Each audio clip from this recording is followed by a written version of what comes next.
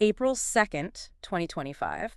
That date, it really hit the global economy like a lightning bolt, didn't it? Oh, absolutely. A real shockwave. Former President Trump announced these widespread tariffs hitting over 90 countries. Yeah, and the fallout was immediate. Trillions wiped off stock markets in just, what, a week? A week, and suddenly everyone's talking global recession again. It felt very real, very fast. It really did. The sheer scale of it, the lack of warning, Yeah. it blindsided pretty much everyone in global trade and finance. Exactly. So for this deep dive, we're not just going to, rehash the headlines. We want to dig into the why. What was behind this? What triggered such a radical move? And maybe more importantly, what now? Right. Where do things go from here? Yeah. We've looked at a lot of analysis, including a really interesting breakdown on YouTube that detailed the whole thing. And our goal here, I think, is to quickly cut through some of that noise and confusion. Right. Understand the potential consequences, the domino effect maybe, and figure out what it actually means, beyond the day-to-day news cycle. Okay, so let's start with the absolute basics. When we talk about tariffs, what are we actually talking about? Layman's terms. Okay, yeah. Simply put, a tariff is just a tax. It's a tax on goods when they cross a border, specifically when they're imported into a country. Like things we buy every day. Yeah, you probably encounter them without even realizing it. Like, if you're in India and you buy an imported smartphone, say an iPhone made somewhere else, you might pay around, 15% import tax on that. That's a tariff. Okay. Or import duties on clothing can be like 20–25%. It's just an extra cost added to imported stuff. So is it just about making money for the government, like income tax or something? Well, that's one reason, historically, generating revenue. Right.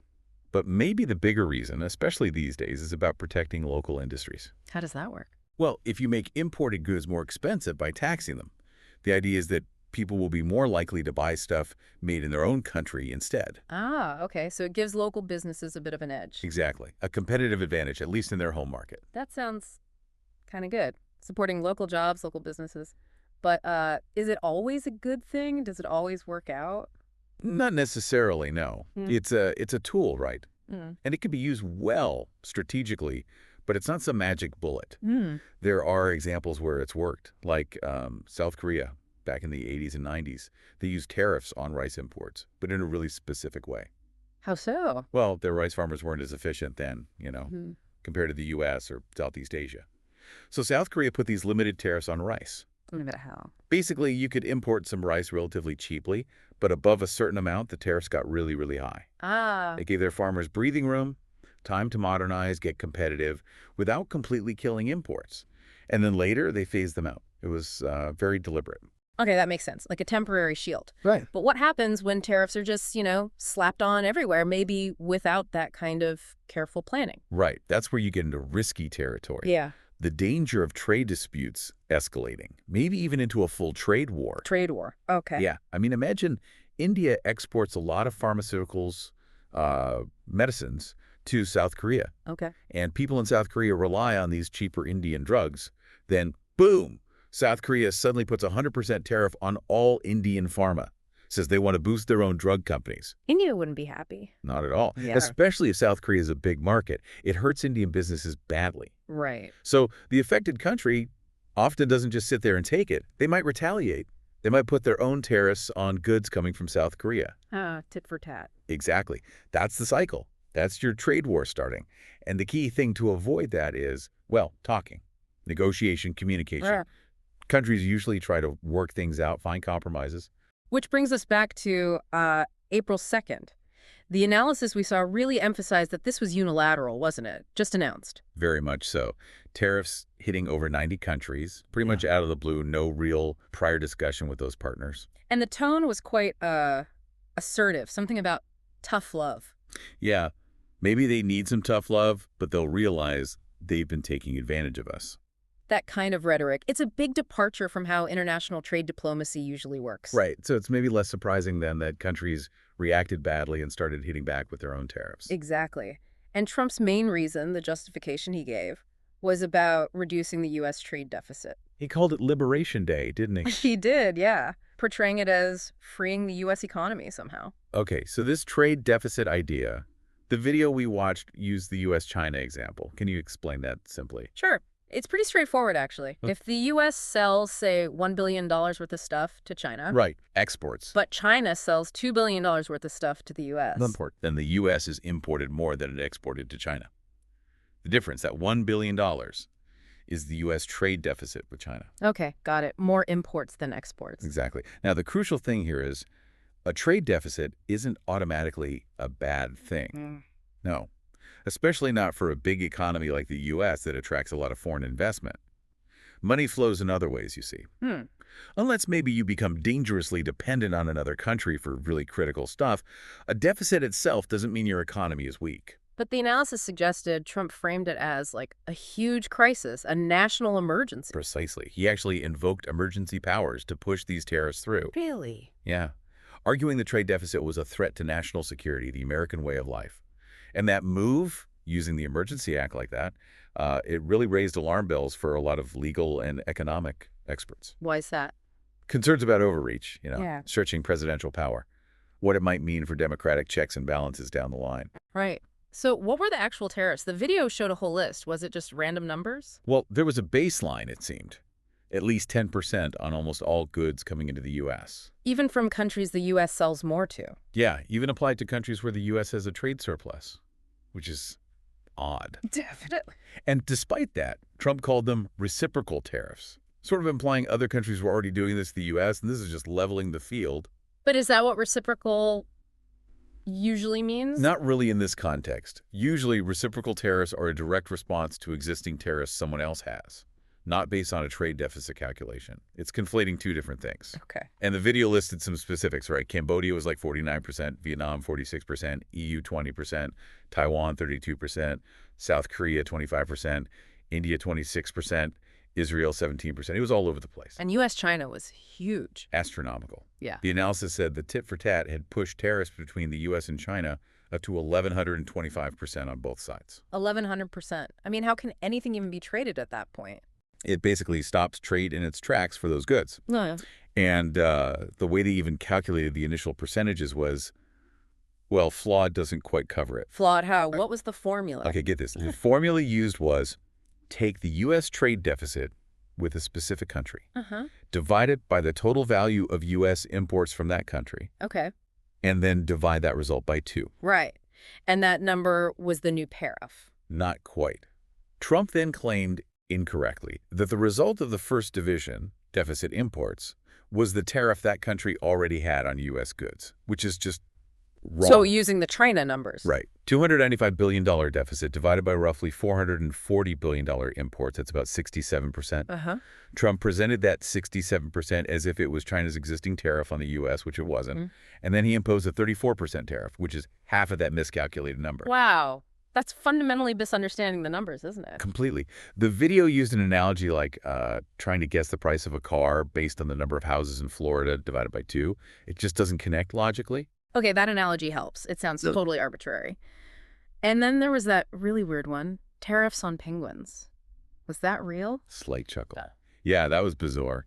A 10% tariff was put on imports from Heard Island and McDonald Islands. Where are they? Near Antarctica. Completely uninhabited, except for penguins and seals. Seriously? Yeah, it takes like 2 weeks by boat from Australia to get there. Yeah. No humans have been there in over a decade.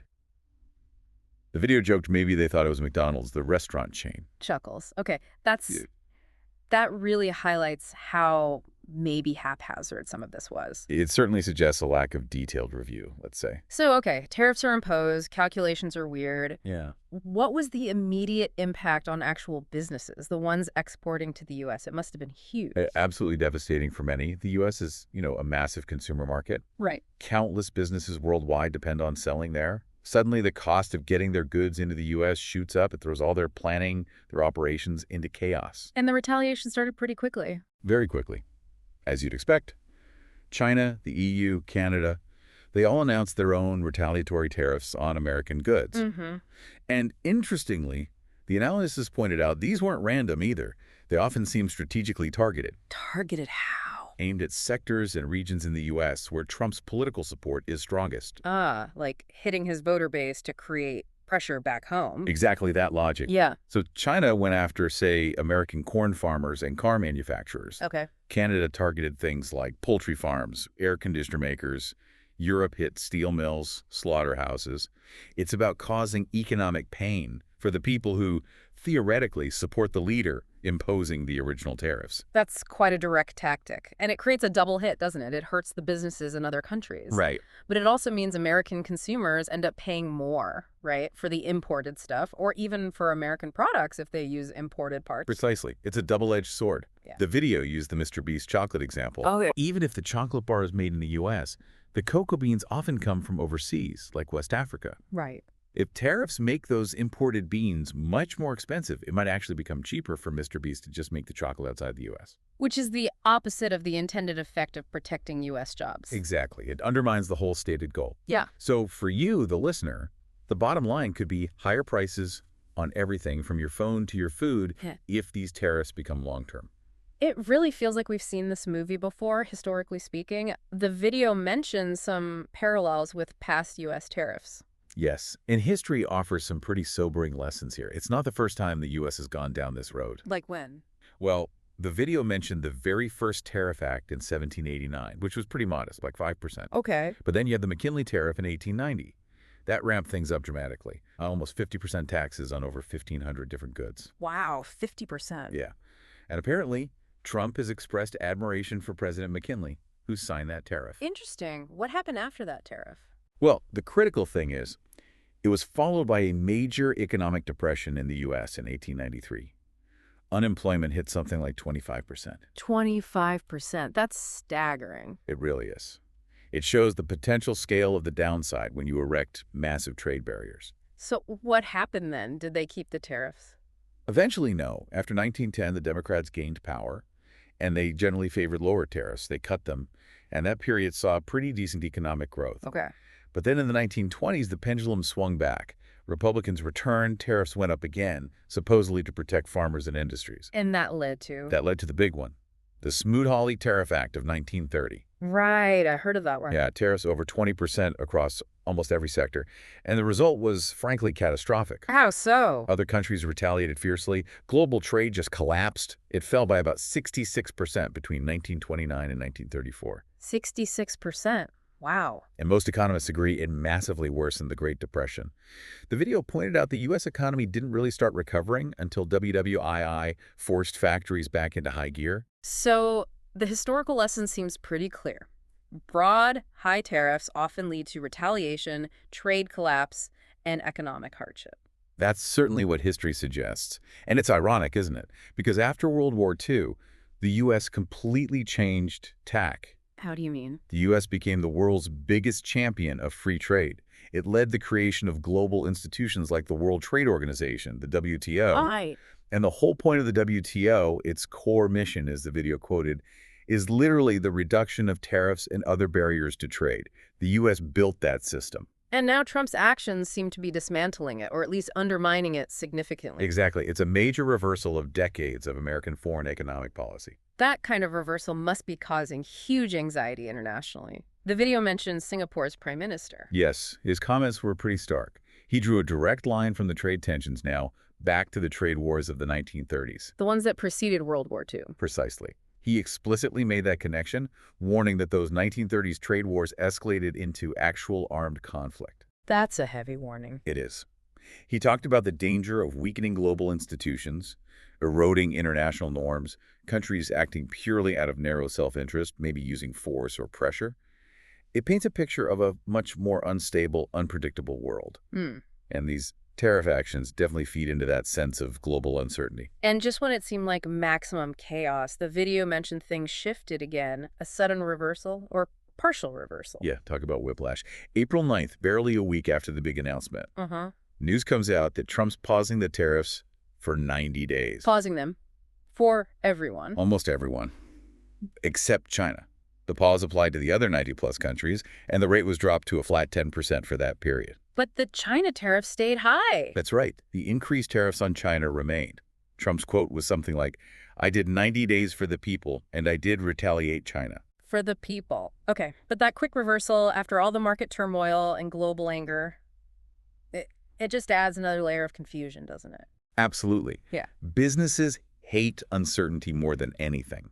And this constant shifting, imposing massive tariffs, then partially pausing them, Yeah. it makes planning impossible. It really makes you wonder what the actual strategy was, or if there even was one. Yeah. The video brought up some speculation about all this. It did.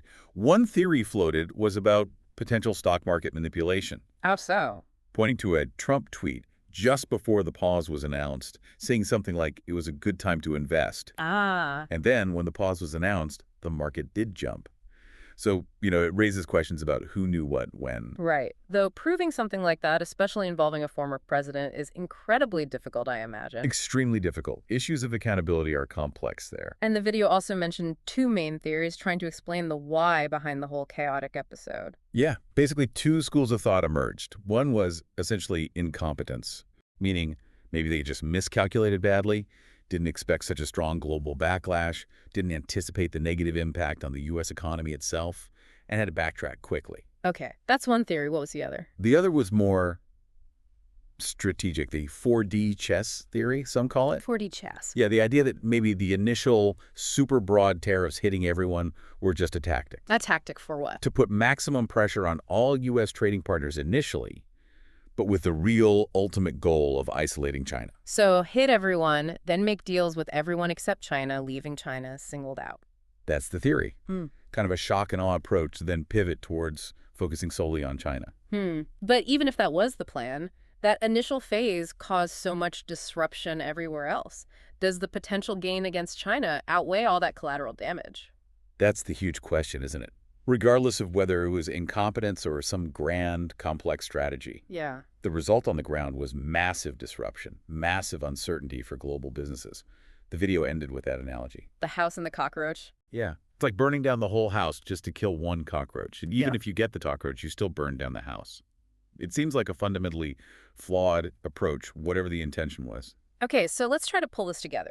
We had the sudden shock of massive tariffs. Across over 90 countries. Followed by swift, targeted retaliation from key trading partners. Right, hitting specific U.S. sectors. We looked at the history, which suggests these kinds of broad tariffs often backfire badly, potentially leading to serious economic downturns. The Smoot-Hawley parallel is worrying. And then this layer of confusion with the partial temporary reversal adding to the global uncertainty. Exactly. So the big question hanging over everything is, what was the real motivation here? And what are the actual long-term consequences going to be for the global economy, for international relations? Which leads us perfectly to our final thought for you, the listener.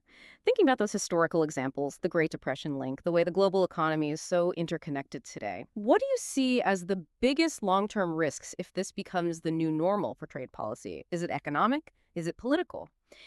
And maybe most importantly, who ultimately pays the price for all this disruption? Something to definitely think about beyond the headlines.